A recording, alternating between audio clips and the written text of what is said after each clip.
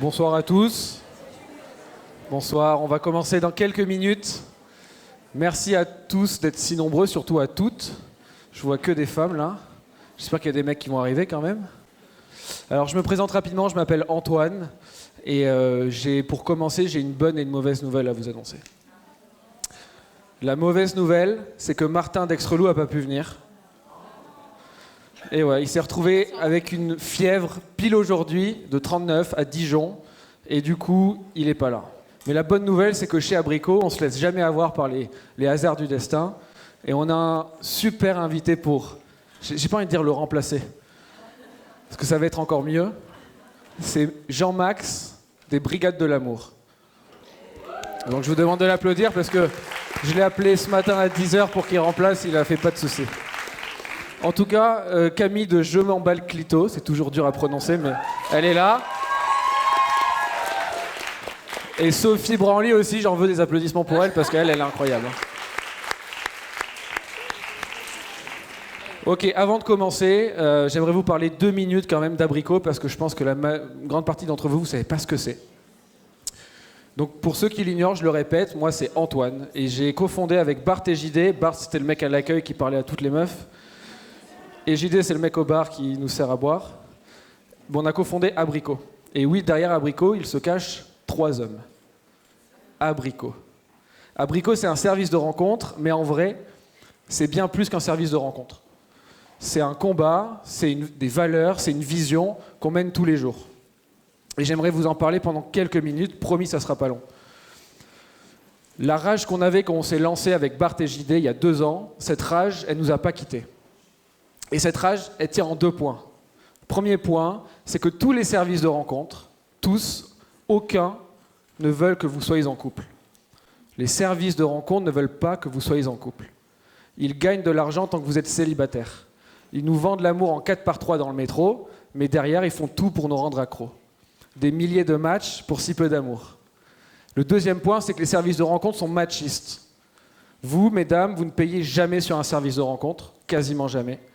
Ce qui fait d'office de vous des produits que nous, les hommes, on va payer. C'est pour ces 2 raisons principales qu'on s'est lancé, qu'on a voulu créer face aux mastodontes que sont Mythique, Tinder ou encore Facebook, un service de rencontre différent. Et quand je dis différent, c'est que nous, on a vraiment pour vocation de créer un service qui ne fait pas uniquement de l'argent, mais qui crée aussi du lien, qui crée des rencontres en vrai. Pas uniquement des rencontres virtuelles, mais des rencontres réelles.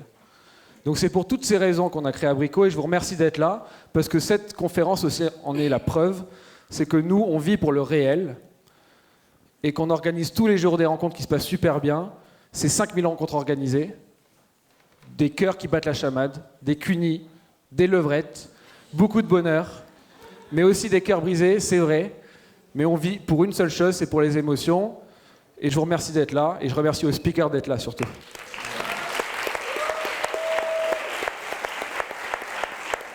Alors, on va passer 1h30 de conférence ensemble. Comment ça va se passer ? Il va y avoir d'abord 3 cartes blanches de la part de nos invités. Camille va commencer, vous allez voir, ça va être quelque chose. Et ensuite, on partira sur 1 demi-heure de débat. Et là, il y a Bart qui va tourner dans le... Oh là, tu vois, il drague encore.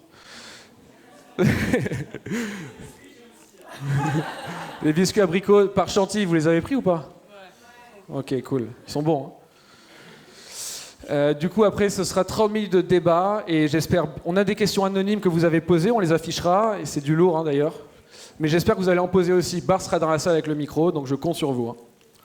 Ok, mesdames, messieurs, on commence avec la reine d'Insta. Camille. Yes. Merci. Est-ce que vous allez bien déjà ? Ouais. Est-ce que vous êtes décomplexé ? Est-ce que vous êtes détendu ? Super, parce que moi je vais foutre un malaise pendant 5 minutes. C'est parti. Alors, moi je tiens un compte qui s'appelle Je m'emballe Clito. D'accord ? Je vais vous expliquer un peu. Merci infiniment. Bon, comment ça marche ? Ah, tu l'as enlevé ? Bon, parfait. Du coup, moi, je vais vous expliquer un peu comment j'ai créé ce compte. C'est pas, je me suis pas levée un matin et je me suis dit super, on va parler cuni et clito. J'étais en train de décuver chez mon meilleur ami qui s'appelle Scott. Et j'étais la seule nana. Si vous voulez, j'étais la seule nana et j'entends 4 mecs sur le canapé en train de discuter. Donc à base de ouais, vous avez pas compris les gars, les meufs ça aime ci, ça aime ça. Tu fais ci, tu fais ça, tu lui mets un doigt comme ça, tu tournes d'un demi-quart, nanan. Elle jouit, moi t'as pas compris, je m'en suis tapé 18 cet été, elles ont toutes eu 8 orgasmes. Donc moi je suis là dans mon coin en train de me dire ok, soit c'est les reines de la simulation, soit concrètement tu sais pas du tout à quoi ressemble une femme qui a un orgasme, mais c'est pas grave, je vais tout expliquer. Additionné à ça, il y avait aussi le métier que je faisais avant. Donc moi j'étais dans la restauration et en gros j'ai été éduquée et formée à base de faut que tu sois un bonhomme. Et puis si tu touilles ta petite sauce un peu trop doucement, tu touilles comme une femmelette. Donc comment vous expliquer, c'est concrètement des trucs qui, moi, m'ont brisé les ovaires très très beaucoup. Et puis il y avait aussi cette envie en fait de faire comprendre aux femmes que vous êtes normales.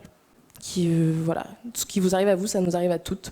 Et c'est pas parce qu'on le dit pas que vous êtes les seuls dans ce cas-là. Donc tout ça mélangé avec mon humour, mon sens de l'autodérision, du second degré, tout ça, ça donne Je m'en bats le clito et la suite vous la connaissez. Pour parler de ça, moi j'ai choisi 5 postes, donc les plus graveleux, histoire de bien attaquer, et histoire de bien foutre un malaise dans la salle aussi. Donc c'est parti. Le premier. Ok, celui-là. Mesdames, est-ce qu'on est d'accord ou pas? Sans déconner. Moi, j'assume, franchement, je fais partie de la team dominée au lit, mais pas dans la vie. Du genre, je suis un peu impulsive, ok? J'ai un fort caractère, je me laisse pas faire. Mais j'adore qu'on me tire les cheveux. Enfin, j'en ai pas, mais on se comprend. Et j'ai quand même un petit penchant pour les menottes. Ouais, la fessée, tout ça, la tête dans l'oreiller, comme ça, enfin bref. Voilà. On connaît, on adore, c'est parfait. Donc ça, c'est vraiment important de le souligner parce que on a tendance à associer, ok, si t'es une dure dans la vie, si t'es féministe, si tout ça, au lit t'es pareil. Alors qu'en fait, le lit, le cul, c'est vraiment le seul endroit où on peut faire ce qu'on veut, quoi. Moi, je sais que j'estime que je suis quand même assez badass, mais il n'y a pas plus soumise que moi au pieu, quoi. Donc bon, voilà. Vous savez tout. Non, mais de toute façon, d'ici 10 minutes, vous saurez tout sur moi. J'aurai plus aucune crédibilité. Ah, ça. Ce petit titillement à l'entrée de l'anus en mode ni vu ni connu, ok? Au moment où tu t'y attends pas et qui, mine de rien, te fait quand même bien kiffer, ok? Donc ça, c'est femme, homme, chien, tortue, confondus, ok? Non, mais on va être clair. Et c'est l'annonce que tu vas surtout te prendre bientôt un doigt, 2 doigts, une bite dans le cul, enfin bref. On connaît, on adore. On en redemande après. Ah ça. Ça, on n'en parle pas assez. Hein. Franchement, le string dans la fouffe qui fait mal, c'est encore toute une histoire ça. Sans déconner, on en parle de ce petit mouvement de... Tu sais, t'essayes de l'enlever en mode... Comme ça. Faut mettre la main, faut y aller, c'est pas grave, on s'en fout. J'ai pas eu le droit de regard sur les slides. Hein. Ouais, c'est ça. Ouais. Ah ça, putain, et ça, l'histoire de ma vie, ça. T'as fait quoi de beau aujourd'hui? Oh rien, j'ai chillé en mode larve dans mon lit, chill. Après, il y a la version non censurée. En fait, je t'explique. La vérité. Non. Je vais t'expliquer. La vérité, je me suis touchée toute la journée, j'ai fait que ça. Je me levais juste pour aller boire, chercher à manger et pisser. Non, pas se doucher, on s'en fout. J'ai mal à la main droite, je sens plus mes jambes et mon clito est HS. J'appelle ça une journée super productive perso. Je sais pas vous, mais moi, mes potes ou ma mère, elles ont le don de m'appeler quand je suis en train de me toucher, quoi.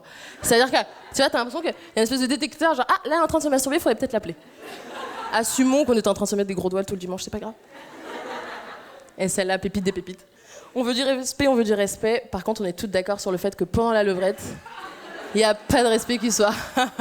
Les nanas, elles savent pas ce qu'elles veulent, quoi. Et enfin, celle-là, pépita di pépita. Les pertes blanches ou l'illustration même de l'expression « il y a à boire et à manger là-dedans ». Aka, le buffet à volonté dans ma culotte. Mesdames, on a toutes des putains de pertes blanches dans nos culottes à l'heure actuelle. Ok, c'est nos gars sûrs, elles sont tout le temps là avec nous, voilà. Ensuite, ouais, quand même. J'ai envie d'aborder un sujet quand même super important, qui est que, donc là je pense que je vais me faire haïr de tous et de toutes, mais moi je me considère féministe et c'est vrai que j'ai quand même un problème qui est que, moi par exemple, j'ai appris il y a 1 mois même pas à quoi ressemblait un clitoris, si je suis honnête avec vous. Et pourtant, ouais, ok, je vois pas le clito, tout ça, donc on a l'impression qu'on est super calé. Je savais pas, d'accord?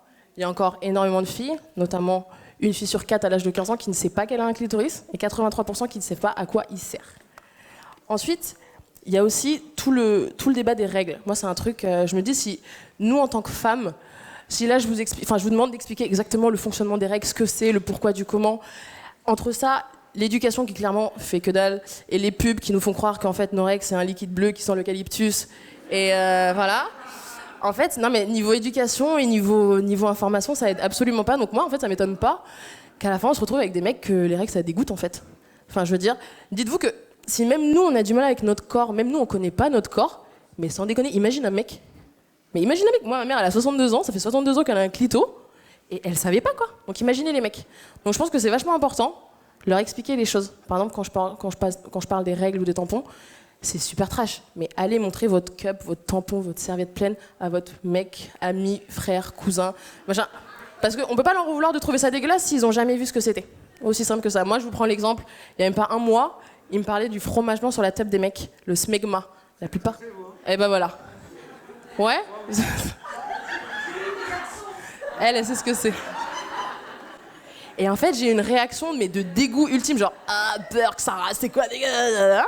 J'ai fait une syncope sur place et lui m'a dit bah en fait nous c'est pareil avec vous, on n'est juste pas au courant. Donc moi je vous propose que voilà, on essaye de, au lieu de pointer du doigt, d'expliquer, de montrer tout simplement les choses. Et je pense qu'on sera dans la bonne voie.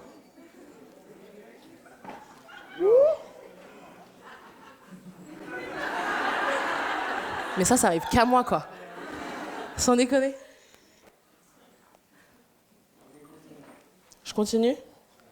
Ok, parfait. Autre chose.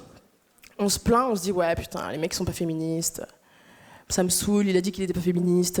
Moi j'ai peur de dire que je suis féministe. Je prends l'exemple ici d'Antoine que j'ai rencontré il y a 2 mois et qui me dit quand même, alors qu'il tient, c'est quand même le CEO d'Abricot, qui me dit ouais moi je suis pas féministe. Enfin je préfère égalitaire. Mais t'es sérieux quoi ? Enfin c'est la même chose. Pourquoi tu me chies quoi là ?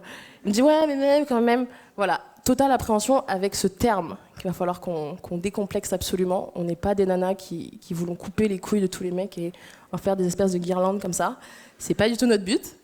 Et petit à petit, en l'emmenant dans des événements, dans des trucs, en discutant tout simplement avec lui, en lui expliquant les choses, il y a 2 semaines, il m'a dit, en pleine discussion, il se présente, oui, moi je suis Antoine, voilà, je suis féministe, machin, et il continue sa phrase. Mazel tov à moi-même. Voilà. Donc c'est vrai que... Et c'est grâce à Camille que j'ai découvert que le clitoris mesure entre 10 et 15 cm il y a 3 semaines. Non, Noémie Delattre aussi, bon elle n'est pas là ce soir malheureusement, mais je ne savais pas. Donc c'est super important de... C'est trop facile de dire ouais les mecs ils veulent pas dire qu'ils sont féministes, mais c'est important de les inclure dans une lutte à laquelle à la base... Voilà, ça ressemble à ça un clito.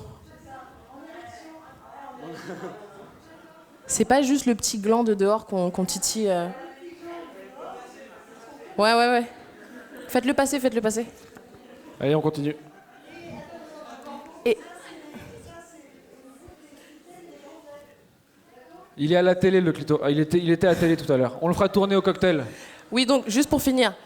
Moi, je trouve que c'est super important d'inclure les hommes dans une révolution et dans une lutte à laquelle, à la base, je pense qu'ils n'étaient pas inclus. C'est trop facile de dire oui, les hommes ne sont pas féministes, mais est-ce qu'on leur donne vraiment l'occasion de l'être ? Est-ce qu'on leur laisse une place ? Est-ce que c'est à nous de les accompagner, en fait, de leur faire comprendre qu'ils ont leur place aussi dans cette lutte, parce que toute seule, on n'y arrivera clairement pas. Et pour finir, parlons franchement. Moi, je suis féministe, d'accord, ok, mais il faut qu'on mette les choses à plat. Moi, par exemple, je suis féministe, je défends les femmes poilues, les poils, tout ça. Moi, j'ai 0 poil, en fait, sur la touche, sur la pépette. C'est quelque chose, bon, j'aime pas. Et pourtant, je suis féministe. Donc voilà.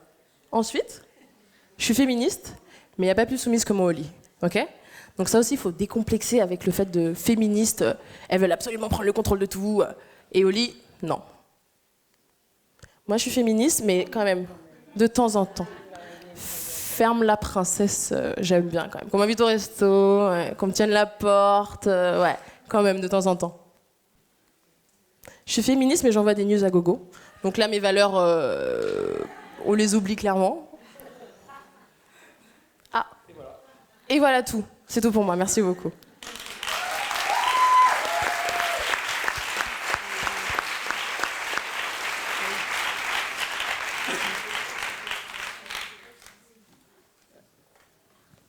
Je suis pas du tout le même modèle que toi, ça tombe bien.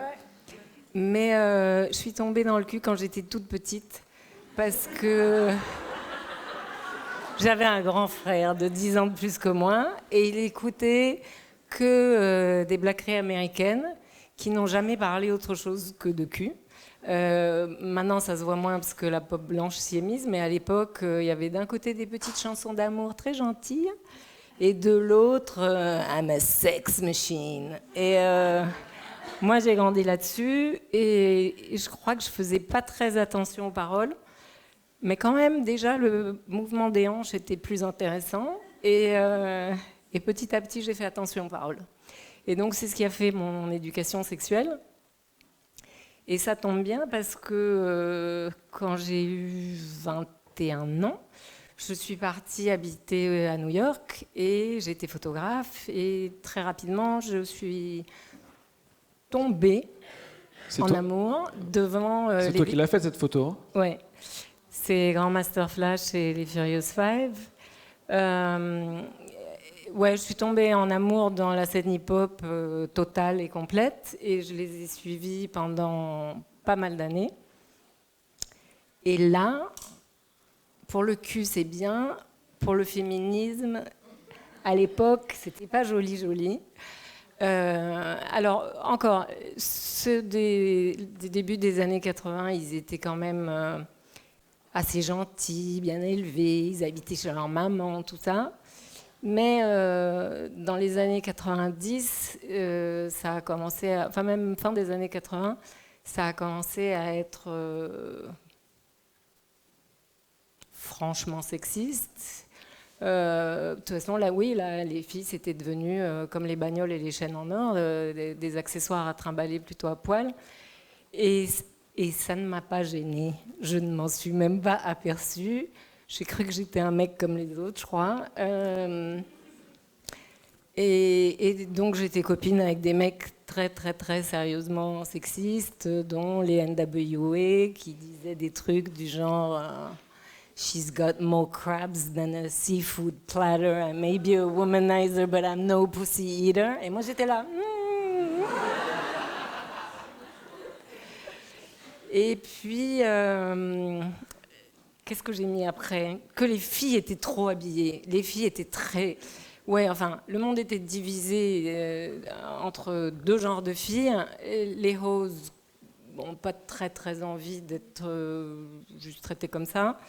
Et les sisters qui étaient super emmerdantes. Moi, une fille qui est habillée avec un col roulé et un bonnet sur la tête et un gros jogging, c'est pas mon truc.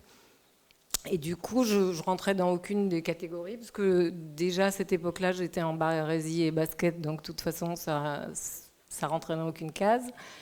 Et donc, je suis restée longtemps juste avec mes copains mecs.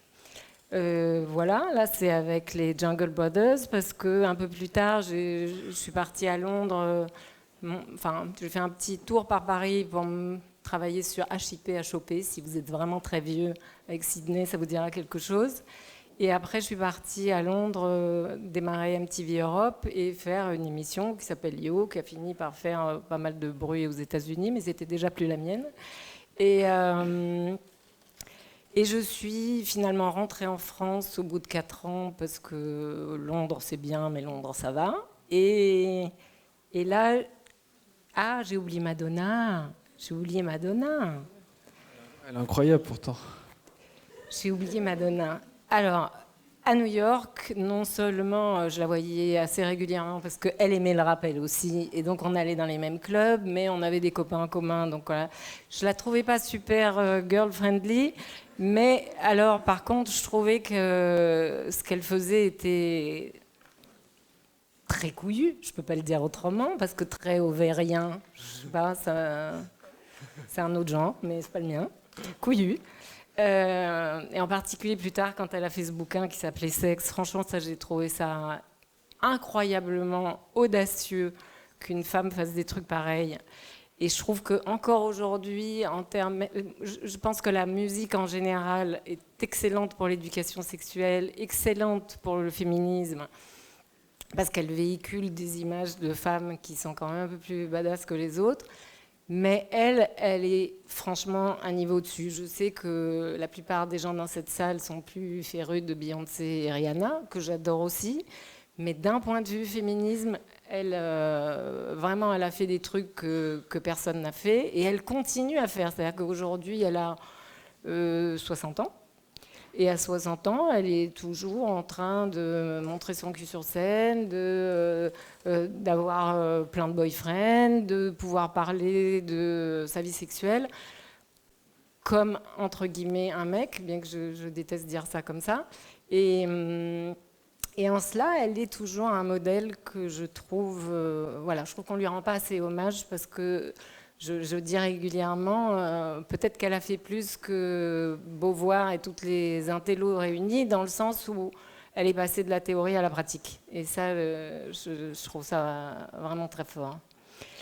Et donc, Prince aussi, qui m'a beaucoup influencée parce que lui, sur la question du genre, il était quand même extrêmement particulier. Je ne sais pas si vous avez en tête ses tout premiers albums, mais il est arrivé la première fois sur scène en bas, en string et en imperméable, dans un message de « je suis homme et femme à la fois » qu'il a tenu tout au long de sa vie, y compris plus explicitement quand il a supprimé son joli nom pour un logo imprononçable, qui était un mélange du logo féminin et du logo masculin réunis. Et qui a concrètement aussi, c'est le seul homme qui a mis que des femmes musiciennes avec lui, qui a inversé les rôles tout le temps dans les paroles. Je ne sais pas si Little Red Corvette ou Darling Nikki ou des chansons comme ça vous parlent, mais il est que dans la position dite féminine de pas être sûr d'être à la hauteur, l'autre a eu tellement d'amants, tellement de vibros, tellement de capotes, qu'est-ce qu'il peut faire là? Voilà, il a toujours travaillé à l'inversion des genres, même ce que je préfère plutôt que de dire inversion des genres, à les fondre l'un dans l'autre, c'est-à-dire à retourner vers l'état qui était le nôtre avant l'invention de l'agriculture. Je ne vous raconterai pas ce soir, ça va être trop long. Mais nous avons 300 à 400 000 ans et ça n'a pas toujours été aussi scindé que ça l'est maintenant, le genre.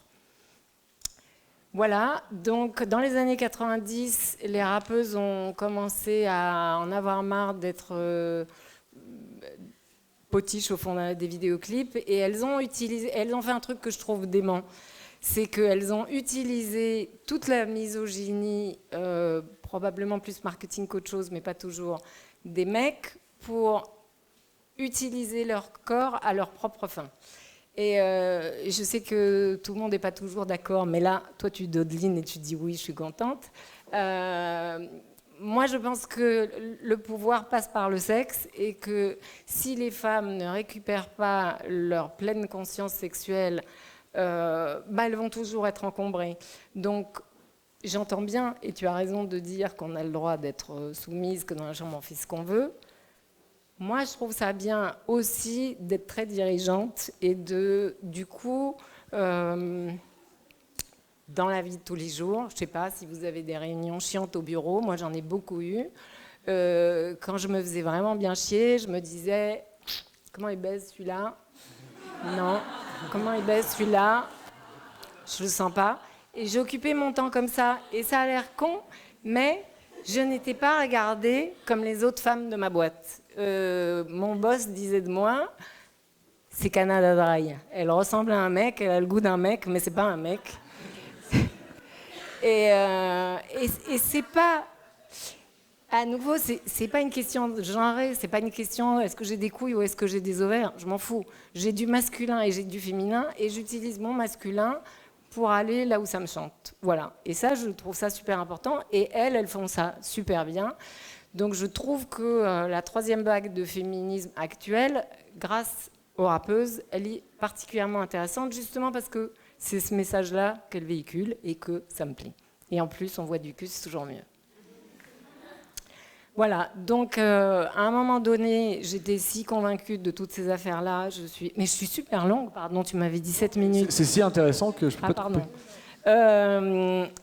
Et donc, ouais, j'ai monté dans les années 2000 un site qui s'appelle Second Sexe, qui à l'époque était différent, puisque non seulement il y avait un magazine avec plein d'articles pour aider les femmes, mais on vendait des objets, on vendait des films, on vendait tout un tas de trucs de cul, des textes érotiques lus par des gens connus, des trucs, n'importe quoi qui peut aider une femme un peu coincée ou pas à l'aise avec le cul à trouver une porte d'entrée et du coup la porte de son bonheur aussi.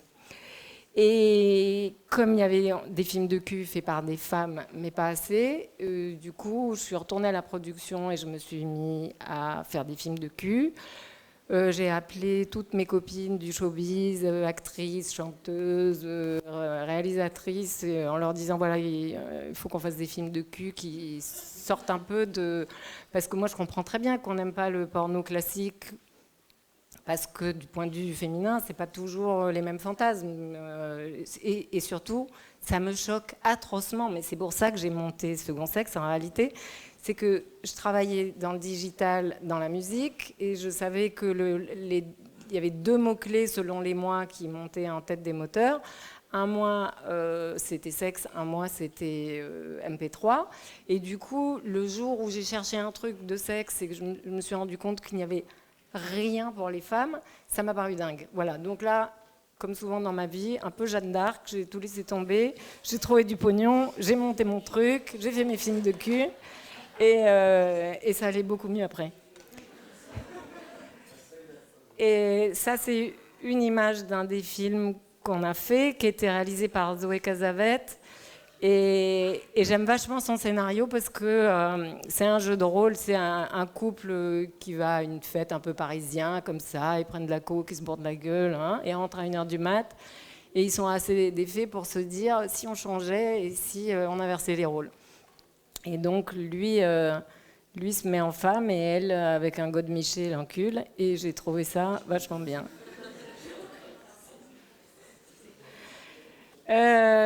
J'ai arrêté quand l'affaire DSK a changé la planète. Je ne vais pas du tout parler de l'affaire DSK, mais la manière dont, à partir de ce moment-là, on a parlé des hommes et des femmes, on a fait comme si tout d'un coup, toutes les femmes étaient devenues victimes et tous les hommes étaient devenus bourreaux. Et moi, je déteste les scissions, les séparations, les visions radicales des choses, parce que je pense que tout ça est beaucoup plus compliqué. Et j'ai rongé mon frein un peu. J'ai dit, je fais un bouquin, je fais pas de bouquin, je fais un bouquin, je fais pas de bouquin. J'ai voulu attendre que ça passe. Au bout de 6 mois, il y avait eu tellement de litres d'encre déversés sur ce bonhomme que je me suis dit, non, je m'en fous, ça y est, je passe à autre chose. Et quand MeToo est revenu, ça m'a rechatouillée parce que c'était la même chose. Et je trouve pas ça constructif. Et je trouve pas ça pratique non plus pour la vie de tous les jours. Je sais pas comment vous draguez depuis, mais je pense que et pour les uns et pour les autres, c'est compliqué, mais c'est le sujet. Et du coup, là, je me suis décidée à écrire un bouquin où je raconte ma vision des choses là-dessus et sur d'autres points de vue. Voilà, j'en suis là. J'ai fini. Merci. Ah non, il y a des slides. Ah oui.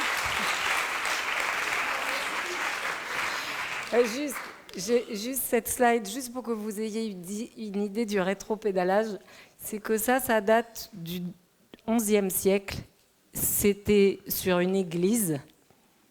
C'est une femme qui écarte sa vulve pour bien la voir, hein, je précise pour ceux qui sont myopes. Entre-temps, les églises... Donc il y en avait énormément. Les représentations sexuelles, elles sont partout dans l'histoire de l'humanité. Mais dans les églises, on les a enlevées des frontispices, mises dans des musées. Et par exemple, en Irlande, où il y en a pas mal, dans les musées, on les a habillées. Voilà, on recule, on n'avance pas. Merci.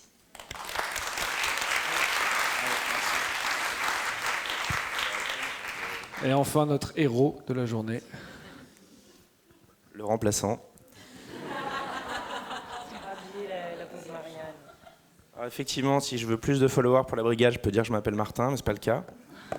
Par contre, ce qui est drôle, c'est qu'effectivement, Antoine, que j'ai rencontré, parce qu'on a fait un autre débat autour de la rencontre 2.0 à SAS, je sais plus, il y a 2 mois, m'appelle ce matin pour effectivement me demander si je peux lui donner le coup de main de sa vie. Il m'a même écrit « je t'aime » par SMS. Quand je lui ai dit oui, I love you, peut-être en anglais, je prends les deux. Et du coup, je ne savais pas qui j'allais rencontrer ce soir. Je ne savais pas vraiment ce que j'allais raconter. Et il m'a demandé si j'avais des slides. Ça m'arrive souvent d'intervenir, mais j'ai pas de slides parce qu'en fait, ce que je vais vous raconter le plus rapidement possible, c'est l'histoire de quelque chose qui m'est arrivé il y a 5 ans et qui a complètement changé ma vie. Comme il a été insistant et qu'il sait bien faire les choses, j'ai quand même mis 4 slides, mais c'est pour ça que je lui redonne le truc parce que je sais pas quoi en faire de ces slides. Voilà. Donc je m'appelle pas Martin, je m'appelle Jean-Max, je vais me lever parce que j'ai mal au cul, je suis vraiment désolé. C'est un enfer.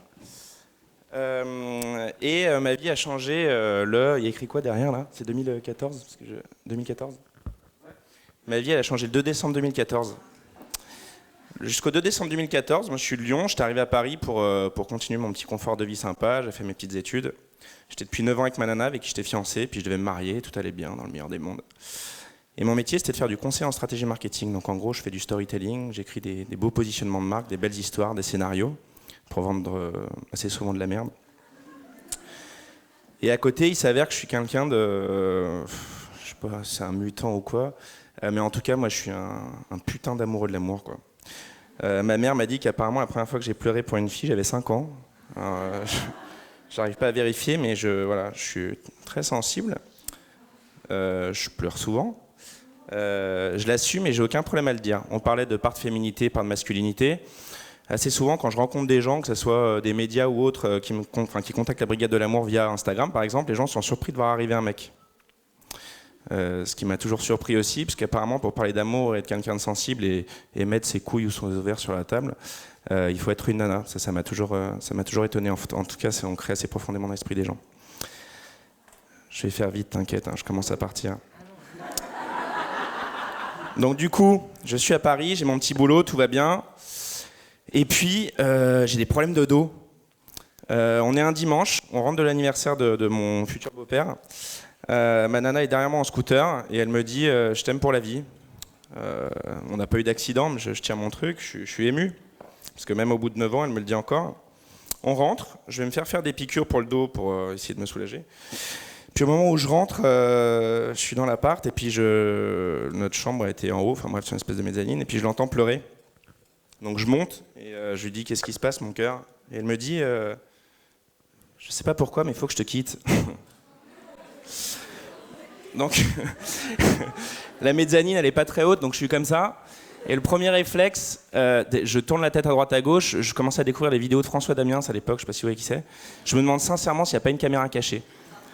La deuxième chose, c'est qu'il y a une espèce d'effondrement physique qui se passe, où il y a tous mes organes qui descendent vers le bas. Alors je me chie pas dessus, mais presque.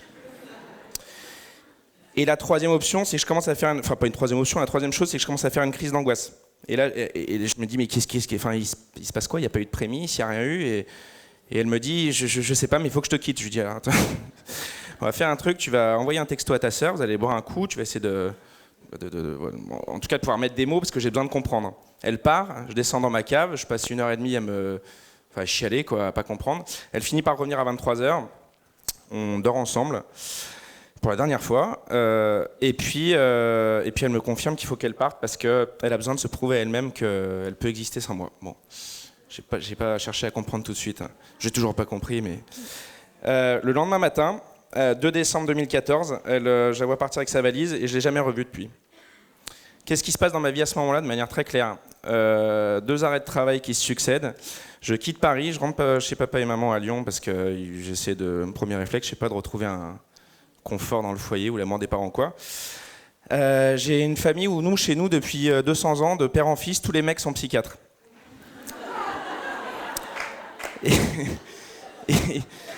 il s'avère que, bon moi je suis pas psychiatre parce que mon père voulait pas que je fasse médecine, enfin on va pas rentrer dans le détail je raconte déjà ma vie mais je pourrais vous raconter plus tard. Mais il s'avère qu'à l'époque j'habite dans une maison, il y a un mur et en fait de l'autre côté du mur c'est la clinique psychiatrique de mon père. Et en fait, je sais pas pourquoi, mais à l'âge de 12 ans, je vais piquer des fringues de ma grand-mère qui habite de l'autre côté du jardin, je me mets des coussins dessous, je me déguise en vieille et je vais m'asseoir sur les bancs de la clinique le dimanche après-midi pour discuter avec des vieilles, quoi. J'adore ça, j'adore parler avec les gens et comprendre. Bref. Il est pas mal le remplaçant quand même. Donc pendant ces 3 mois, je fais ce qu'on appelle communément une dépression, mais une bonne dépression d'enculé là. Putain. Je suis dans un pur en fait, je fais rien à part chialer, ma vie elle est terminée, je ne me vois jamais retourner à Paris, chaque rue a l'odeur et les souvenirs de cette nana qui m'a quitté, enfin j'espère encore la récupérer, mais donc je prends des médocs quand même hein, pour m'aider. Et puis au bout de 3 mois il se passe un truc, c'est que je vois mon père qui a 75 piges assis au bout de mon pieu. Mon père il a traité des cas assez compliqués pendant toute sa vie, mais je l'ai jamais vu pleurer, jamais. Et là il est, je suis pathétique. Non, parce que ça, j'en ai jamais parlé, mais je suis fatigué. Donc, je le vois en train de pleurer, et je me dis, t'as 2 options. C'est soit tu te fous en l'air, comme ça tu vas pas... Parce que souffrir moi-même, je m'en fous, mais faire souffrir les autres, c'était problématique. Soit tu te fous en l'air, soit tu essayes de changer complètement ce que ta vie aujourd'hui, c'est-à-dire une vie dans le confort où tu es très ouvert aux autres, mais tu fais pas grand-chose pour les autres quand même. Comme beaucoup, on dit qu'on fait, mais on dit ce qu'on fait, mais on fait pas forcément ce qu'on dit. Donc je prends la bagnole de ma mère, je vais dans Lyon, et puis il y a un joli pont en face de l'ancien palais de justice, et je me dis putain ça serait cool là, j'essaie de faire un truc cool quoi. Et sauf qu'en fait je suis trop solaire et j'aime trop la vie pour ça, il y a un côté égoïste, enfin bref je pouvais pas. Je rentre chez moi, j'écris un mail comme ça à mon ancien patron pour lui expliquer pourquoi lundi matin, c'est pas un 3e arrêt de travail que je ferais, mais pourquoi je serais pas dans le bureau du conseil d'administration de Total pour leur expliquer la nouvelle plateforme de marque pour mieux vendre de l'essence, mais qu'en fait je serais à Paris mais que je quittais ma boîte. Et là maintenant je voulais faire en accéléré parce que je pourrais vraiment parler pendant des heures, mais ce qui se passe c'est que je quitte ma boîte, je remonte une boîte où je fais du conseil tout seul, bon faut bien gagner sa vie, et puis à côté de ça, après 3 mois à penser que j'allais finir ma vie seul, il y a des gros décalages de génération chez moi, il y a mes neveux qui ont peut-être l'âge de certains d'entre vous, mais qui ont 10 ans de moins que moi, donc 25 piges, et qui m'inscrivent sur ce que j'appelle les supermarchés du cul. Chaque mot compte, un supermarché du cul.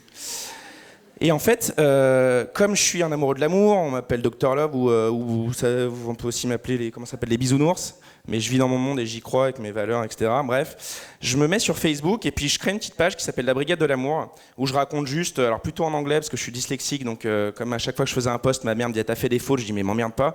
J'ai fini par écrire en anglais, et en fait où je parlais de l'amour, du fait qu'effectivement à l'époque, on est en 2014, que il y a l'émergence de ces sites de rencontres, mais qu'on peut toujours croire à la rencontre dans le vrai monde, la rencontre physique, comment nos parents se rencontraient et compagnie, et que je les ai testés ces applications et que ça m'allait pas. Je rentre pas dans le détail j'ai tout testé. Hein. Mais chacune d'elles ne me plaisait pas. T'as pas testé Abricot Ça n'existait pas à l'époque. Et donc du coup je teste ces applications machin, bon ça me plaît pas, enfin c'est un bon ego booster au début quand t'es au chiottes, tu matches pas, tu te dis je suis peut-être pas si dégueu, je vais peut-être pas finir seul, bref, mais ça m'a vite saoulé. Donc je monte cette page où je raconte des choses, c'est pas des jolies choses ou quoi, mais ma vision de l'amour, et en fait assez rapidement il y a au bout d'une semaine 1000, 2000, 3000, 4000 personnes qui suivent. Bon je me dis c'est marrant, je dois pas être tout seul à aimer l'amour et être un peu utopiste. Et là je commence à recevoir des messages un peu chelous, et pas mal de nanas, des mecs aussi, mais pas mal de nanas, genre cher brigadier de l'amour, j'ai rencontré un mec hier soir, il est maqué, comment faire? Très chère Sarah, je ne sais pas. Donc là je me dis bon c'est cool ce truc, ça draine du monde, je suis pas tout seul, mais je suis pas Psychologie Magazine non plus, même si on est tous des psychiatres chez moi, je le rappelle. Qu'est-ce que j'aimerais faire de ce truc là? Je me dis putain, ce que j'aimerais faire c'est créer des événements pour recréer du lien dans la vraie vie. Et ce que j'aimerais, pardon, ouais si tu veux, ce que j'aimerais, je vous raconterai qui sont ces gens après, ce que j'aimerais c'est que ces événements-là, il n'y ait surtout pas que des célibataires, parce que dans tous les trucs que j'avais vécu avant, où je m'étais fait des soirées de célib mythiques, où t'as envie de te pendre, parce que tout le monde se regarde du coin de l'œil, qu'est-ce qui t'arrive à toi mon pauvre, parce que potentiellement on est qu'entre célib, je me suis dit moi mes événements c'est recréer du lien, mais mon truc de départ ça va être, tu viens avec ta meuf, je viens avec ma nana, et on vient avec des copines et des potes qui sont célibataires, et on va démultiplier le réseau. Pour créer du lien, il fallait bien que je trouve un truc, donc j'ai imaginé, j'étais un peu bourré ce soir-là, mais que j'allais avoir des messagères de l'amour et des messagers de l'amour avec des ailes d'ange qui font passer des messages entre les gens qui s'écrivent, avec un système de match de célibataires. Bon, ça, c'était mon délire au départ. Je voulais en faire ça, sauf que j'étais tout seul derrière mon ordinateur avec mon petit boulot de conseil à côté. Le truc commence à émerger et tout, et je me suis dit putain, à côté de ça, de la rencontre, j'ai envie de recréer du lien physique dans la vraie vie, mais il y a un truc qui me plaît pas non plus. Putain, tout le monde aujourd'hui, que ce soit des tatouages, des sweats ou quoi, des têtes de mort, des machins, putain, il y a un truc qui nous touche tous. On peut être black, blanc, rebeu, tout ce que vous voulez, quelle que soit la religion ou quoi, il y a bien un truc qui nous touche tous de la même manière. On a tous pris un parpaing dans la gueule, on a tous chialé par amour, on est tous touchés par ce truc-là. Donc je me dis putain, pour faire connaître la brigade et les apéros, je vais faire de l'amour un lifestyle. Putain, pas con le mec. je fais un premier sweatshirt avec écrit la brigade de l'amour et dessiné un camion de pompiers là. Bah du coup tu peux mettre, bah voilà, non, on l'a sur nous. Et il s'avère que je le fabriquais à Boulogne-Billancourt. Je fais mon petit site internet, je suis pas du tout un déco ou quoi, donc c'était un peu galère pour acheter un sweat, donc je pense qu'il y a beaucoup de gens qui ont passé leur chemin. Mais le truc a pris et j'expliquais en gros, je forçais personne à acheter ce sweatshirt, mais en gros je me servais de ce support pour essayer de diffuser les valeurs et l'histoire que je racontais. Il se passe un truc qui a changé toute l'histoire de la brigade de l'amour, c'est qu'au moment où je vends mes petits sweats, comment ? Ah pardon. Au moment où je vends mes petits sweats, je vais, donc je les fabrique, je les stocke dans ma cave, j'ai des petites commandes, et je vais le soir à la poste, à côté de chez moi, pour livrer mes sweats. Puis là, je lève les yeux et je vois Jean Dujardin devant moi. Oh, mais c'est pas grave, on s'en fout. Et donc là, je repense à une petite phrase de mon ex qui me disait de manière très sympathique qu'en gros, comme je suis quelqu'un de timide à la base, on aurait pu me chier sur le pied, c'est moi qui aurais dit pardon.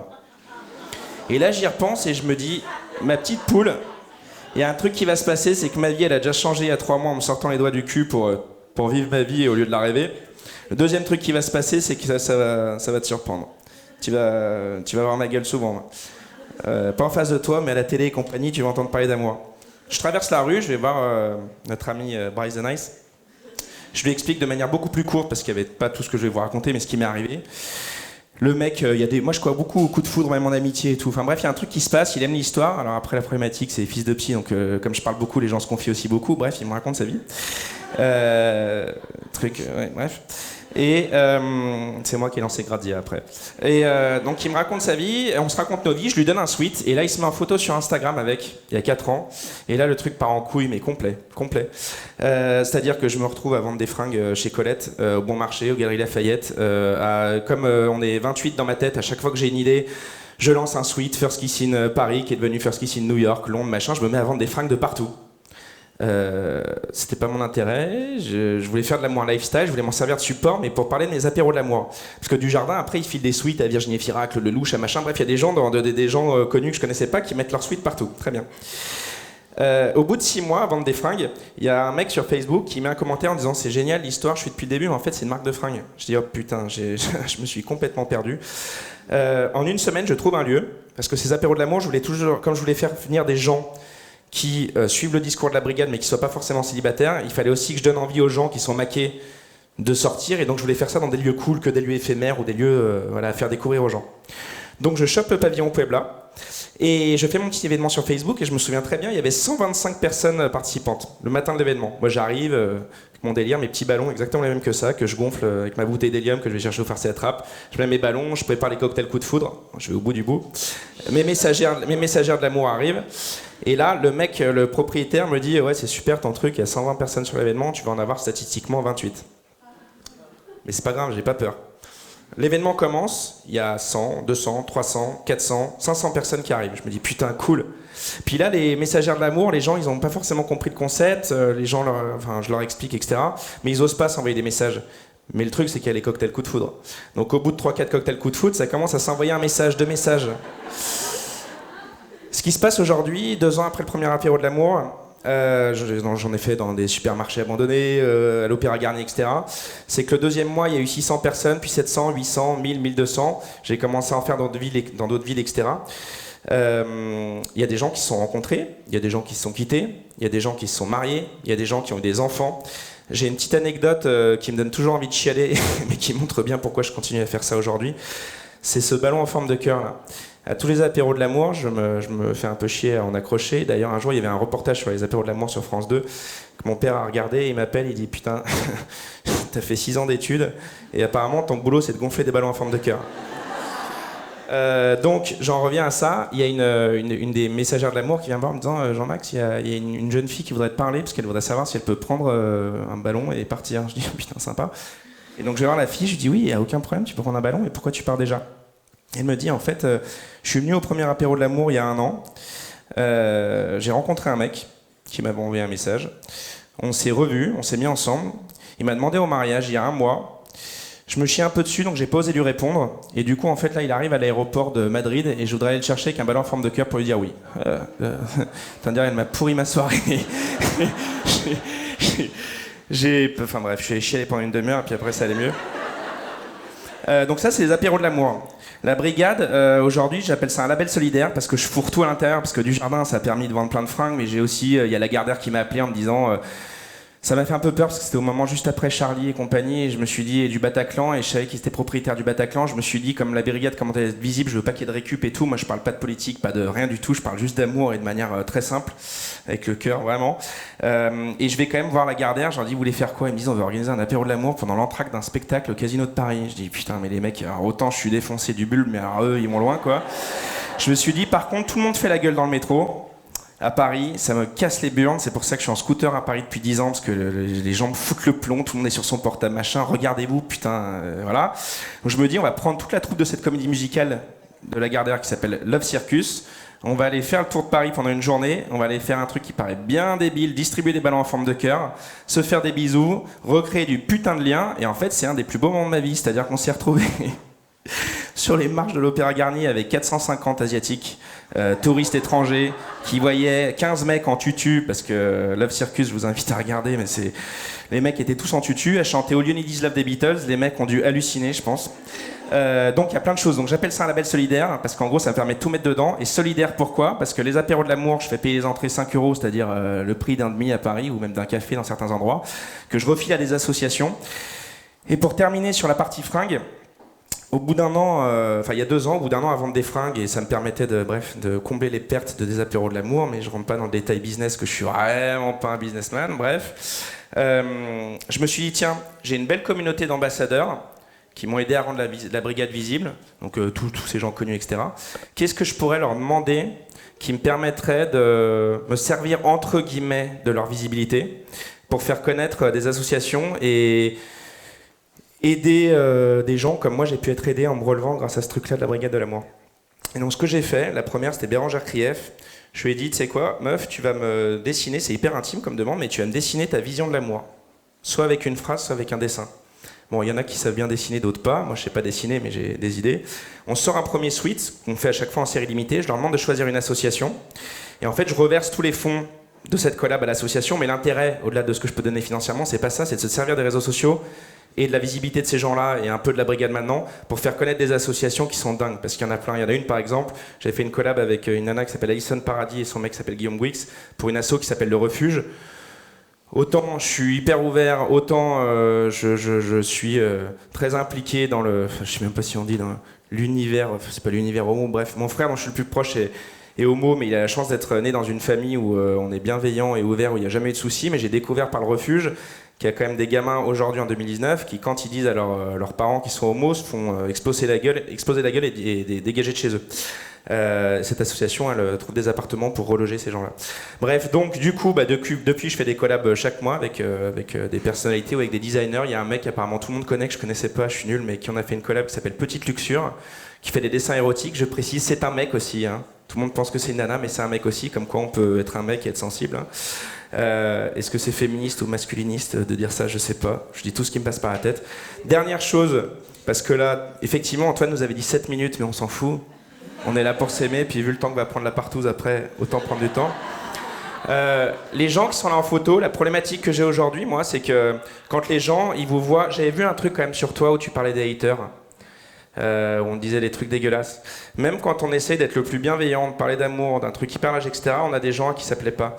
Moi, j'avais du mal, pas de me dire qu'on pouvait pas plaire à tout le monde, mais de me dire que j'étais parti d'un événement de vie, qu'on m'a demandé plein de fois, ouais, tu te fais du pognon sur le dos des gens, sur l'amour, etc. J'invitais les gens à venir boire un café pour leur expliquer la réalité des choses et leur montrer que mes suites étaient stockées dans ma cave. Les gens, aujourd'hui, ils pensent que parce que je fais des suites avec du jardin ou machin, que j'en vends... 5000 par mois et que je me fais du pognon et que tout va bien, j'ai un boulot à côté qui me permet de sponsoriser ça. Pourquoi je dis tout ça? Parce que je suis tout seul derrière la brigade, contrairement à ce que beaucoup croient, mais cette photo, et je trouvais ça cool d'ailleurs que instinctivement tu l'aies mis, la brigade de l'amour au départ elle est là parce que ces gens-là, c'est des gens qui m'ont évité de crever, qui sont les meilleurs amis et des cousins qui m'ont sorti de là et qui ont fait que 5 ans après aujourd'hui, je suis là devant vous, que j'interviens dans des entreprises pour raconter l'histoire de la brigade, l'histoire de bienveillance, d'entrepreneuriat solidaire et de dire un truc que je vous offre ce soir.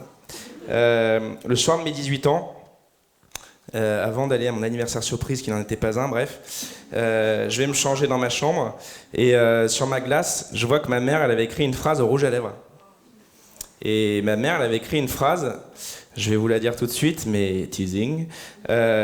J'ai dû attendre le 2 décembre 2014 et de me prendre le plus gros parpaing de ma vie dans la gueule pour la comprendre, pour comprendre son sens. La phrase, c'était « Ose ta vie, car toi seul la vivras ». Alors avant, j'avais compris, je suis pas débile, j'avais compris le mot « ose ta vie, car toi seul la vivras », mais j'en avais pas compris le sens. Aujourd'hui, j'en ai bien compris le sens. Et quand je me lève tous les matins, ce qui fait que je continue, même s'il y a des moments où on a envie d'arrêter parce qu'on se fait défoncer par des haters ou par quoi que ce soit, ou qu'on se fait klaxonner dans la rue, ou qu'on se fait bref ce qu'on veut, dans un monde assez stressant, c'est que putain, ça fait du bien de croire en nos valeurs, de ne pas lâcher malgré ce qui se passe dehors et de continuer à s'aimer simplement. Donc je vous demande un dernier truc, si je peux vous laisser sur une note, alors que tout ce que je vous ai raconté vous parle ou pas, mais demain matin ou même là après, putain, quand vous allez au boulot ou quoi, lâchez vos putains de portables. C'est un super moyen pour plein d'autres choses, mais regardez les gens dans la rue, essayez de sourire, je sais pas, aimez-vous quoi, voilà.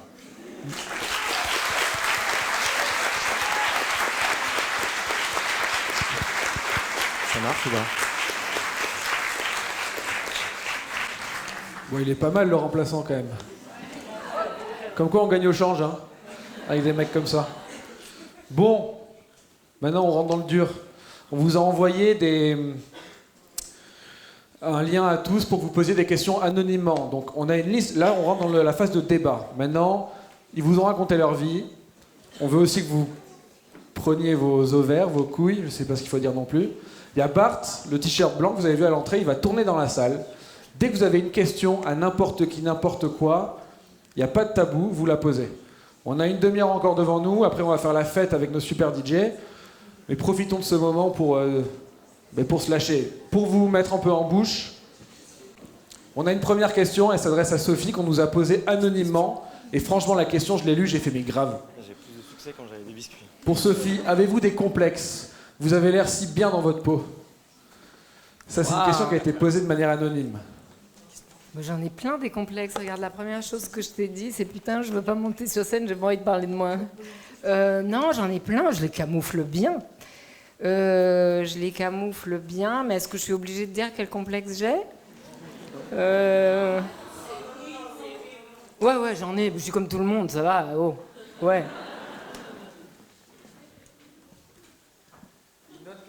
Une autre question qu'on nous a posée, c'est... Ils sont pas physiques. Comment? Ils sont pas physiques, ils sont pas sur l'âge, ils sont pas sur le physique. Ça, je m'en fous. Non, bon. Non, j'ai rien d'autre à dire, mais c'est des trucs, voilà. Ouais. Parce que comme je suis une femme, je suis obligée de dire ah non, pas le physique, c'est tout. Ok. Quand je swipe, j'ai jamais envie de parler, mais je continue. Pourquoi? Est-ce que quelqu'un... Alors, j'ai pas envie d'y répondre, je pourrais y répondre, mais quelqu'un a une réponse quand même ou pas à cette question? Qui est accro à Tinder ici? Moi, le mec. C'est ça? C'est toi qui as répondu? Ouais, ça, je vous ai raconté que de la merde, en fait, je suis un putain d'addict. Non, c'est chelou comme question, mais j'ai jamais envie... Attends, c'est quoi? Mais je continue, pourquoi? Dans mon cas, je sais pas pour ceux qui utilisent ces supermarchés. Alors après, je suis pas... Il y a des gens qui se rencontrent hein, via ces applications, et c'est top, quel que soit le moyen, la finalité, c'est qu'on soit heureux et qu'on s'aime. Mais le côté swipe, moi je sais que quand je suis sorti de la NAS et que je me retrouvais, alors je m'en servais un quart d'heure par jour quand j'étais au chiottes, j'avais que ça à faire. Un quart d'heure c'est long, mais bref. Et du coup, le fait de swiper, je crois que c'est vraiment parce qu'on cherche à se sentir aimé quelque part. Il y a un côté, ce que je disais, ego booster et ego trip. Alors soit ego trip, mais là on va pas entrer là-dedans. Est-ce que le fait de prendre des selfies sur Instagram, machin, c'est pas un ego trip? Est-ce que t'as un ego trip quand t'essaies de chercher l'amour et que t'es pas bien d'être tout seul et compagnie? Je sais pas, mais en tout cas c'est un ego booster, je pense. Et s'il y a un côté addict et ludique tout simplement sur le truc, et d'ailleurs ces applis sont faites pour ça. Il y a un côté. Ils sont calculés pour, absolument. Ouais. Est-ce que vous n'avez pas des questions dans le public quand même un peu là? J'avais plus de succès quand je proposais des biscuits, alors du coup j'ai pris des biscuits à celui qui posera une question. Ouais. Ok, on a une autre question. Et ça, j'aimerais que Camille réponde. Ça fait longtemps qu'on l'a pas entendu, c'est cette douce voix. L'exclusivité dans le couple, on en parle. Comment dire? Je pense que... Ouais, chacun fait ce qu'il veut, clairement. Et il y a des couples qui sont hyper open à ce niveau-là, et que chacun conçoit que l'autre puisse aller voir ailleurs sans que... Mais il y en a pour qui c'est absolument rédhibitoire. Mais chacun fait ce qu'il veut. Chacun fait ce qu'il veut. Après, si c'est quelque chose qui te titille, essaye d'en parler quoi, avec l'autre pour voir si c'est quelque chose qui peut être potentiellement envisageable sans tomber en dépression ou se faire larguer la seconde d'après, quoi. Mais chacun fait ce qu'il veut. Après, ça peut être un bon remède, je pense qu'on a tous à un moment donné envie d'aller voir ailleurs, quoi. Mais on le fait pas par principe ou quoi, mais je pense que ça se discute, quoi. Non, franchement, ça se discute. Moi, du coup, j'ai une question pour Sophie. Tu m'avais dit que le couple exclusif et monogame, c'était quelque chose d'hyper macho. Ah bon? J'ai dit ça? Bah, dans l'histoire, c'est pas les hommes qui l'ont imposé, non? Oui, bah, si on repart loin, oui, effectivement, jusqu'à la préhistoire, ce fameux moment de l'agriculture que je déteste, il y a eu 300 ou 400 000 ans où, en gros, les gens, hommes et femmes, donc, avaient le même principe que les bonobos. Chez les bonobos, les femelles sont super malines. Elles baisent avec tous les mecs qui ont l'air d'assurer un peu. Ils en ont de la chance. Mais comme ça, ils pensent tous qu'ils sont le père de la progéniture et donc ils protègent le bébé bonobo. Et c'est un truc ultra malin parce qu'effectivement, c'est plus facile pour la femelle d'être un peu protégée par la horde des mâles. Et donc nous, les premières Homo sapiens, on faisait un petit peu comme ça. Et puis, il y a 12 000 ans, tout a changé parce que l'agriculture a fait que nous nous sommes sédentarisés. Comme on s'est sédentarisé, on a inventé la propriété. Dorénavant, ce lopin de terre est à moi. Et comme ce lopin de terre est à moi, je vais avoir besoin de savoir si mon fils est mon fils. Et donc, qu'est-ce que je vais faire pour être sûr que la chair de ma chair est bien ma chair? Je vais annexer le corps de la femme. Et donc, à partir de ce moment-là, ça a été la première catastrophe écologique. Ça, on est sûr qu'on s'en est pas remis, mais aussi la première grosse perte pour les femmes. Il y en a eu plein d'autres. Donc, pour revenir à l'exclusivité du couple, elle n'a pas toujours été exclusive, fort heureusement. Et de toute façon, moi, dans la question, je dirais de quel type d'exclusivité on parle. Parce que si je baise avec quelqu'un en pensant à quelqu'un d'autre, ou si juste je fantasme sur quelqu'un d'autre, est-ce que ça ne doit pas rentrer dans cette notion d'exclusivité? C'est une invention moderne, l'exclusivité, ça vous le savez aussi bien que moi, mais on ne pense jamais à la partie mentale, ou pas assez. Le cul, c'est loin d'être que physique, loin de là. Et donc, moi, je considère que personne n'est exclusif. Voilà.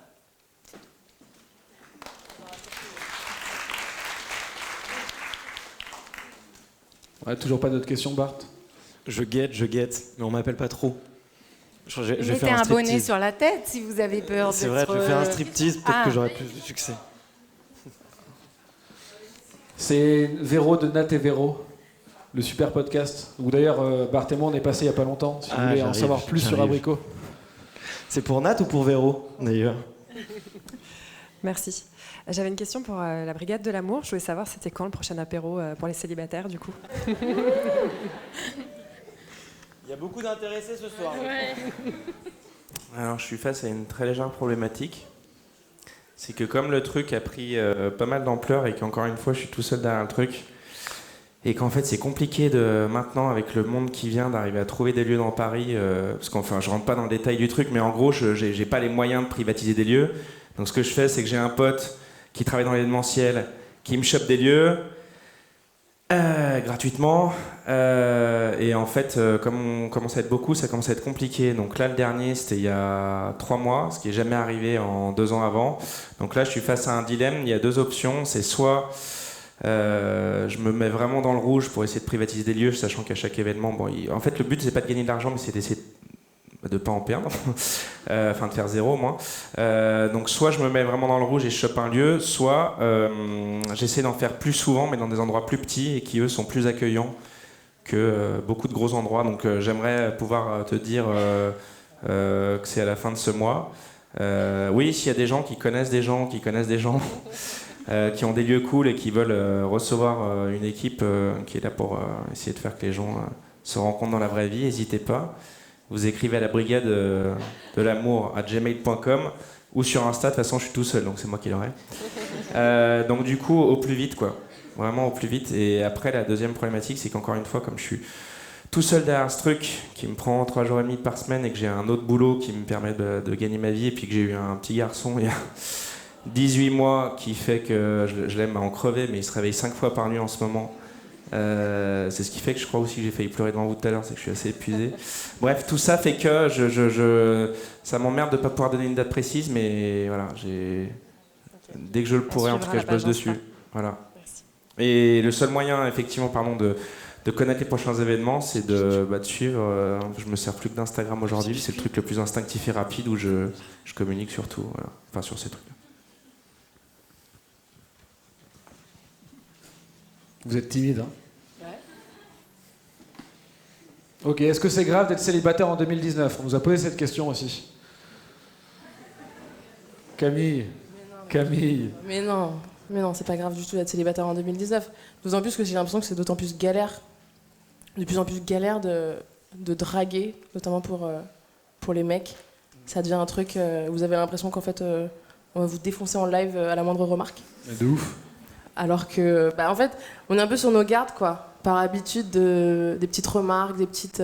mais pour la plupart, quand c'est fait avec bienveillance, gentillesse, généralement humour, ça passe bien. On est grave open, quoi. On n'est pas des espèces d'hystériques sorcières, genre en mode me touche pas, je vais te dénoncer. Enfin, non, pas du tout. Donc, non, c'est pas grave d'être célibataire en 2019 si t'as envie d'être célibataire en 2019. Après, si t'as envie d'être en couple, c'est autre chose. Mais grave n'est pas le mot, non. Non, du tout.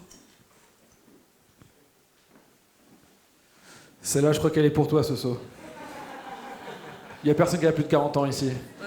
Je suis désolé. Bien et mal à la fois. Moi, je suis née après le féminisme des années 60-70. Enfin, je suis née après. J'ai grandi. J'ai réalisé tout ça après, disons. Et donc, j'ai grandi en pensant que tout ça était derrière moi, que les mères et les grands-mères avaient fait tout le boulot. Et que... voilà, c'était réglé, quoi. J'ai mis vachement de temps à voir que ça ne l'était pas. Mais aussi, il y a un truc qui, au boulot, se voit beaucoup plus tard, c'est que quand on a 20 ans, on démarre à des postes où tout le monde est à payer à peu près pareil. Et puis, c'est plus on grimpe, plus ça devient compliqué. Et les chiffres disent, je crois, qu'à 20 ans, l'écart salarial, il est généralement de moins de 8%. À 30, il passe à 16, peut-être, je ne me souviens plus, c'est pas ce chiffre-là. Enfin, à 40, il est à 26%. Et ce qu'il y a de très emmerdant, c'est que plus ça va, plus ça a des répercussions. Je pense surtout, même si vous avez l'impression que c'est loin, ça va venir. Quand une femme prend sa retraite, du coup, l'écart salarial entre un homme et une femme fait qu'elle touche 65% de retraite en moins qu'un mec. Sachant qu'elle vit plus longtemps, c'est quand même très très chiant. Donc le féminisme, sur ces questions-là, il m'importe. Sur les questions sexuelles aussi, évidemment, bien plus. Parce qu'il y a des trucs que je ne comprends pas, mais pour le coup, c'est moi qui vous pose la question. D'abord, moi, quand j'avais 20 ans, donc dans les années 80, ça faisait longtemps que je baisais avec qui je voulais, comme je voulais, mais quand un mec m'emmerdait, je savais le faire dégager, et tout le monde, pareil, j'étais pas un zombie. Et je comprends pas pourquoi aujourd'hui, par exemple, la semaine dernière, j'ai fait une conférence où, à un moment donné, il y a une fille qui est tombée en larmes en me posant une question. Elle m'a dit moi, je sais pas quoi faire, je suis super choquée. La semaine dernière, un type dans la rue m'a traité de salope. Et moi, j'ai pas compris qu'elle soit... Enfin, j'ai pas compris, si. Mais c'était quand même moi qui étais choquée qu'elle tombe en larmes pour ça. Je lui ai dit, mais je comprends pas. Le type, tu le connais pas. Donc, clairement, il s'adresse pas vraiment à toi. Il a lui-même un problème à résoudre et il te balance son agression à la gueule. Mais Qu'est-ce que tu t'en fous? Pourquoi tu lui réponds pas? Et je voyais bien qu'elle n'arrivait pas. Ça me dérange de voir qu'il y a énormément de filles qui restent tétanisées quand un type dit un truc qui s'adresse vraiment à elle ou pas, peu importe, mais pourquoi on ne sait plus se défendre, ça je comprends pas. Et je comprends pas non plus pourquoi votre génération fait des pipes à peu près aussi facilement que moi je roulais des pelles, mais que quand vient la question du cunilingus, toutes les filles se barrent en courant en disant « Ah non, ça c'est dégueulasse ». Moi, ça me choque à mort. C'est-à-dire l'idée que ce qui est bien, c'est d'être perçu comme cool pour un mec, mais pas de se préoccuper de sa jouissance et de son plaisir, ça me rend dingue. Mais dingue, je comprends pas. C'est-à-dire que d'abord, le plaisir de l'autre, normalement, il est de voir une personne en charge de sa sexualité et qu'on se réunisse dans ce moment d'extase, d'orgasme, etc., mais pas je vais te faire une pipe, tu vas me trouver super cool, je vais écarter les jambes, tu vas me sauter, et après on va dire que je suis juste trop sympa. Voilà. Il y a quand même énormément de filles qui sont comme ça, et ça me rend dingue, et donc mon féminisme là, je suis plus énervée sur les questions sexuelles que sur les questions de boulot, et ça je peux pas. Pardon, je peux pas. Ah, j'arrive, il y a des questions, attendez. Je pense que Ça y est, juste pour répondre là, à la ça a fait première réagir, ça. partie, juste pour répondre à la première partie, je pense que déjà il y a une question de caractère super importante qui fait que toutes les filles n'osent pas forcément répondre comme ça. Et puis il y a aussi la peur de se dire, je préfère, pour la plupart, hein, je préfère me taire plutôt que ouvrir ma gueule et finir par me faire tabasser ou qu'il m'arrive quelque chose. C'est ça souvent. Parce que t'as pas fait une fellation? Non, non, je parle de salope dans la rue. Ah, la salope? Ouais, la salope. Je comprenais pas. Non, non. Non, Le malaise, quoi. Oh, t'es sérieuse là? Non. Il y a des questions? Ah, dis-moi. Moi, je pense que ça vient surtout de l'image véhiculée de la femme à travers les magazines. Oui. On nous a gommé, on nous a effacé notre caractère. Enfin, en tout cas, on s'est aussi nous-mêmes bloqués vis-à-vis de tout ça, parce qu'il faut respecter des normes sociales qui sont à la fois le corps physique, mais aussi une façon de réfléchir, une façon de penser, une façon d'interpréter, à savoir ne pas trop interpréter et rester dans les lignes, enfin dans la conformité de ce que soi-disant les hommes attendent de nous. Les hommes n'attendent pas du tout ce que nous, on s'est mis dans la tête que les hommes attendaient de nous, mais il y a une incompréhension tellement énorme que c'est pas les hommes. C'est oui. Un tout petit peu décalé, c'est le capitalisme. Oui, voilà, mais je dis justement, on pense que c'est que les hommes, mais c'est pas que les hommes, c'est le capitalisme, c'est la mondialisation, c'est la suppression. Non, c'est pas la mondialisation. Pardon, je t'interromps, mais c'est très simple. C'est juste une petite anecdote. Dans les années 90, début des années 90, la boîte pour laquelle je travaillais m'envoie aux États-Unis pour le nouveau patron de la boîte voulait voir toutes les femmes qui étaient un peu chefs de quelque chose. Bon, on m'a retrouvé 4 jours avec 100 femmes. C'était pas Disneyland, mais c'était pareil. C'était Orlando, un parc d'attractions immonde. Bref, le boss ouvre les 4 jours de séminaire en disant « Voilà, on vous a toutes réunies parce qu'on s'est rendu compte qu'il y avait plein de secteurs où on pensait que c'était les hommes qui achetaient et on s'est rendu compte que ce sont les femmes qui achètent maintenant les bagnoles, les assurances, voilà, toutes les choses qui étaient avant dans les mains du père de famille. Donc, on veut que vous montiez au sein de l'entreprise parce qu'il n'y a pas mieux que les femmes pour savoir comment faire dépenser plus aux autres femmes. » Bon, ça m'a marqué. Les réunions Tupperware, quoi. Pardon ? Les réunions Tupperware.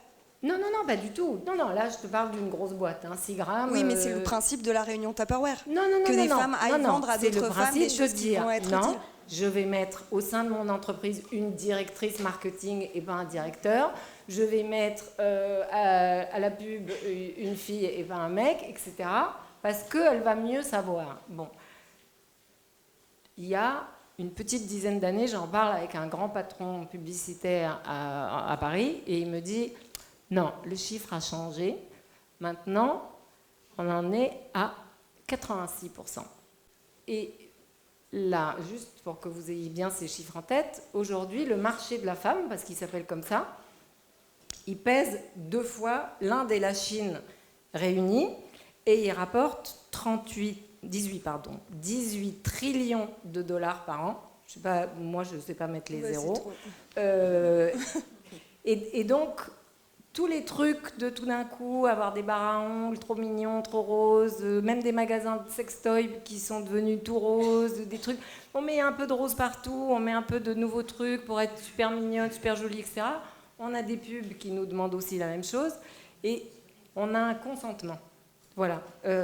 Moi, encore une fois, je suis contre l'idée qu'il y a les hommes d'un côté, les hommes de l'autre, les femmes de l'autre. Il y a un consentement des femmes à ces injonctions-là. Et je pense qu'elle se règle en baisant. Je pense que quand on a une vie sexuelle épanouie, on n'a pas besoin d'aller faire du shopping, des machins, etc. Parce que le mec qui est en face, ce qu'il aime, c'est de voir la tronche éclater de bonheur. Et pas du tout les bigoudis que de toute façon il ne voit pas, ou le rose sur les ongles. Il n'en a rien à foutre. Il ne sait pas s'il y a du bide, s'il y a des fesses. Voilà. Donc, mais nous, malgré tout, et c'est partout, c'est même pas que pour le cul, c'est-à-dire qu'il y a toute la journée des journaux qui disent ah là là, les filles maquillées, elles ont des meilleures promotions au boulot, elles ont plus de... On est toute la journée en train de raconter aux femmes des histoires pour qu'elles consomment et qu'elles se préoccupent uniquement de leur gueule et jamais du reste. Ben voilà, mon principe, c'est qu'il faut ne rien faire de tout ça et se préoccuper du cul. Ah bah je suis bien d'accord, voilà, je suis la première d'accord. Après, il y avait une question. Ça défile. Merci. Moi, je voulais revenir sur la première question également. Pourquoi il y a des femmes qui répondent pas, etc. Avec un cas très concret qui est le mien quand moi je me suis fait agresser. Non, je parle clairement pas de Tinder. Salope dans la rue. Non, salope. Ouais, enfin non, c'était pas dans la rue, Salope, mais dans tous les cas, truc de salope, mes couilles. Et en fait, toute l'histoire, c'est que, pour faire un contexte très rapide, j'ai grandi en cité, je suis kurde, donc j'ai grandi dans un milieu où les femmes défoncent tous les mecs, etc. Donc, dans l'idée, plutôt prête à bien subir une agression, ou en tout cas à ouvrir ma gueule le jour où ça m'arrivera. Et en fait, le jour où ça s'est vraiment passé, c'était pas juste un mec qui m'a dit salope dans la rue, c'est un mec qui est rentré dans mon pieu, donc un petit peu plus grave. Et en fait, j'ai pas réussi à ouvrir ma gueule. J'ai rien réussi à faire. Moi qui avais appris pendant des années à me battre, à éclater la gueule de mes cousins, en fait, j'ai rien su faire. Littéralement. Genre bloqué, à prier des dieux auxquels je croyais pas que ça allait passer et qu'il allait rien me faire. Et en fait, pour toutes les personnes qui ont subi ça, après, c'est limite, t'en veux pas à ce mec-là, mais tu te demandes pourquoi j'ai rien fait. Parce que moi, je sais me battre, mais pourquoi je fais rien ? Et en fait, la raison, elle est simple, c'est que mon corps, à ce moment-là, il m'a envoyé des ondes absolues du « tu ne fais rien ».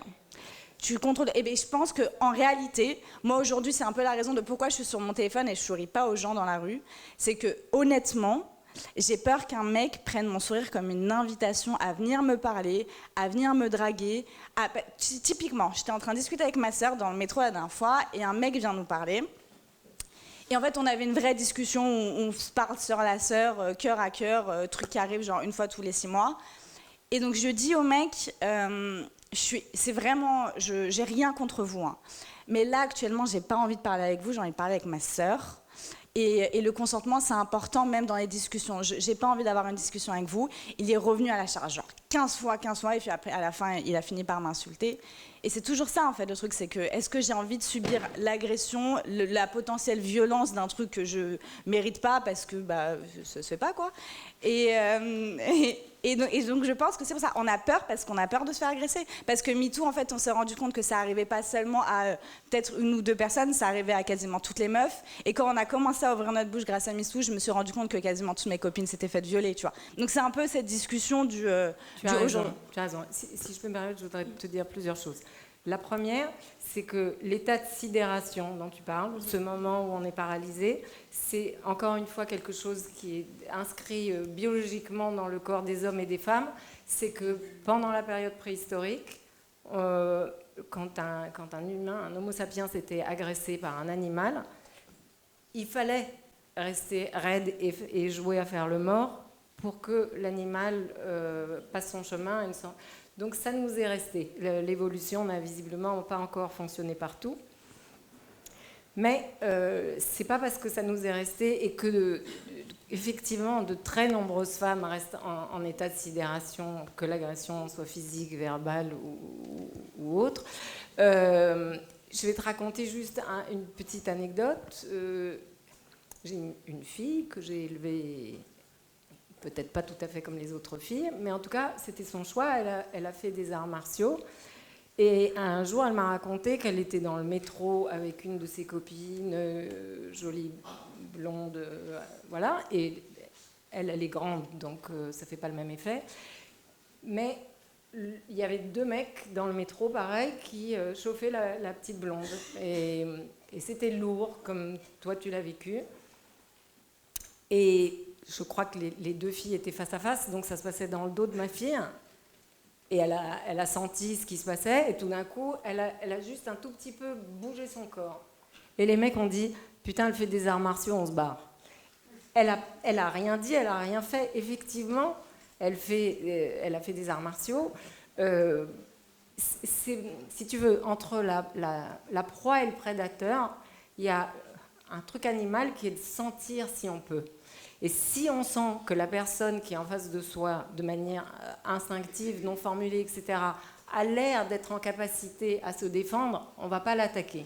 Donc je ne peux que encourager toutes les femmes à faire des pratiques de ce genre. Et c'est pas de la pub parce que j'ai aucun intérêt, mais il y a un mec absolument fantastique qui s'appelle Nathan Obadia, qui a une boîte qui s'appelle Self Collective. C'est un très jeune et très beau mec qui a... Ouais, je le dis parce que vraiment, ça compte. Mais il était... Non, mais il était... il a fait du Krav Maga, mais il était le plus jeune ceinture noire de France de Krav Maga. Et il ne se sentait pas non plus si apte à se défendre. Et surtout, il avait ses sœurs qui grandissaient et il voyait bien les problèmes qui allaient arriver. Et donc, il a laissé tomber son boulot alors que c'était un mec de la tech qui se débrouillait très bien. Et il a développé, en allant apprendre des tas d'autres techniques de self-défense, et il a développé un truc spécifique pour les femmes qui s'appelle Self Collective. Et le truc, pour avoir fait beaucoup d'ateliers, parce que j'ai une association qui s'appelle 52 et on fait beaucoup d'ateliers pour les filles, et pour avoir fait beaucoup d'ateliers avec lui, vraiment, je suis sidérée, par effectivement l'état de sidération, même sur des choses très simples, comme quand une fille est traitée de salope, mais surtout, lui, il apprend que même dans ta situation à toi, atroce, il y a des tas de techniques pour s'en sortir, pour sidérer l'autre. Donc... Ouais, mais les techniques, moi, je les avais aussi. Hein. Voilà, j'allais dire, est-ce que la solution... On n'entend pas derrière. Ok, ce que je vous propose, il est 20h30. On a un timing. On aime bien être précis chez Abricot. Vous avez toute l'opportunité de poser des questions à nos 3 speakers juste après. Alors, petite info, Sophie va dédicacer son livre juste derrière. Je vous jure, je l'ai lu, il est incroyable. Et je suis un mec. Alors, si vous êtes une nana, vous allez encore préférer. Camille, pareil, elle, vous la verrez de toute façon. Vous avez demandé un verre. J'ai dit non, mais parce que voilà, t'es grande. Bon, on ne verra pas derrière. Et. Ok, mais 5 minutes, hein. 5 minutes, 3 secondes. Pour ma part, je suis vraiment désolé. N'hésitez pas à écrire à la brigade, etc. Et je sais pas combien on est, je vais avoir 300 cafés, mais comme je peux pas rester longtemps parce que je dois rentrer m'occuper de mon fils, sinon je vais me faire défoncer. Et encore merci à lui. Hein. Donc je vais rester 10 minutes, mais n'hésitez pas que ce soit boire un café au prochain apéro de l'amour. Oui, je sais que tu m'aimes, ouais. Je sais. Et puis, merci. Et puis il y a Tim de Fatoumata qui va mixer dans. Du coup, tu peux quasiment commencer. Vous allez voir, ça va être incroyable. La bouffe, elle est là-bas. On vient de la poser. Le bar, plein d'alcool. On est parti, on va s'amuser. Merci à vous d'être venus. Merci. Et puis à tout de suite.